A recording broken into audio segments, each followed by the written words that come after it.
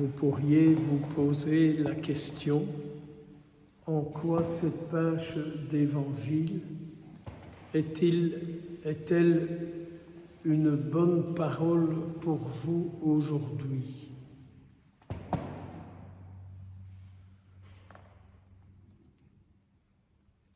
En entendant ça, en pensant à cette question que je me suis posée pour moi-même, je me suis dit tout d'abord, quel est ton maître?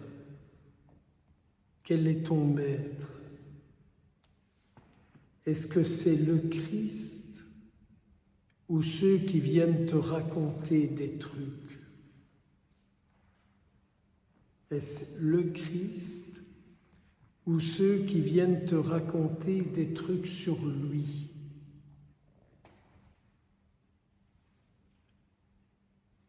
Je disais à Jésus, mon maître, c'est toi.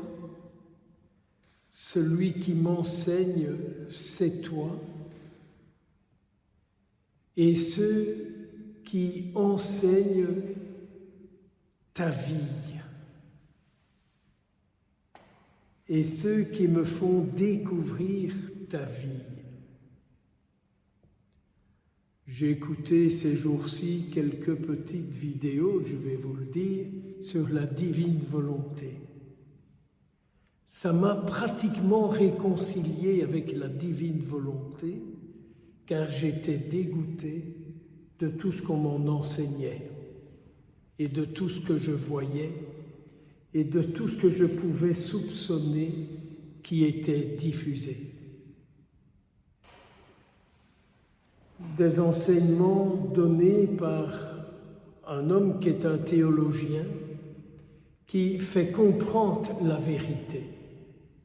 Mais je me disais, c'est d'un tel niveau que ce n'est peut-être pas compris. On préfère des formules, on préfère des gestes, on préfère des attitudes corporelles que la profondeur de la vérité. La vérité, c'est une parole à méditer pour la comprendre et pour la vivre.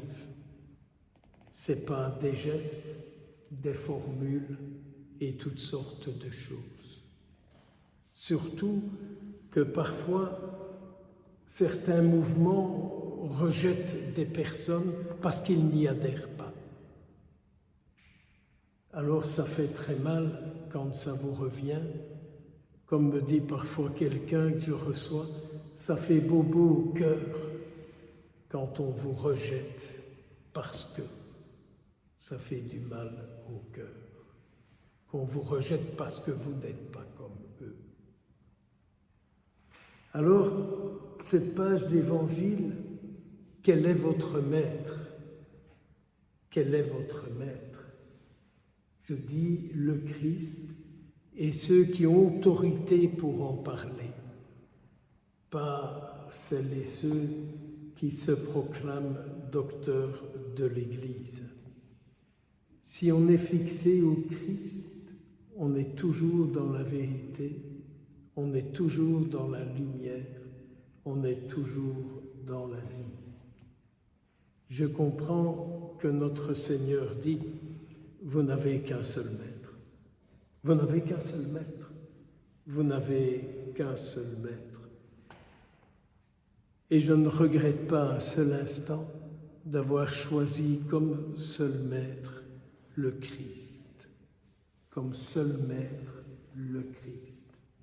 Et je ne l'ai pas choisi pour ce qu'il peut m'apporter, mais j'ai choisi Jésus-Christ parce que lui, il est capable de donner sa vie pour que d'autres trouvent leur vie. Il est capable de donner sa vie pour que d'autres trouvent leur vie et pour qu'ils découvrent la grandeur et la beauté de leur vie. Alors puisse notre Seigneur Jésus, en la célébration de cette Eucharistie, devenir vraiment notre Maître, notre chemin, notre vie. Puisse le Seigneur Jésus, par notre communion que nous ferons tout à l'heure à son corps et à son sang devenir notre vie, devenir notre vie, c'est-à-dire que notre activité, que tout notre être soit christique, que tout notre être soit Jésus-Christ. Et alors peut-être que vos enfants découvriront Jésus lorsque votre être sera le Christ. Lorsque mon être sera le Christ, peut-être qu'alors vous aussi, à travers moi, vous découvrirez Jésus-Christ. Que pouvons-nous faire d'autre que de lui dire, Jésus, c'est que ce que je veux, c'est ce que tu veux. Ce que je désire, c'est ce que tu désires. Je m'offre à toi, Seigneur. Je m'offre à toi. Je ne profite pas de toi. Je m'offre à toi, comme aujourd'hui ta Sainte Mère nous le rappelle. Elle s'est toute offerte à ton œuvre depuis l'Annonciation jusqu'à cet instant précis.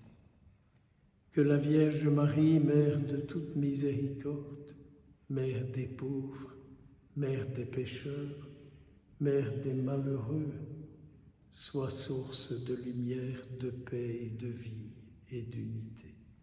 Au nom du Père, du Fils et du Saint-Esprit.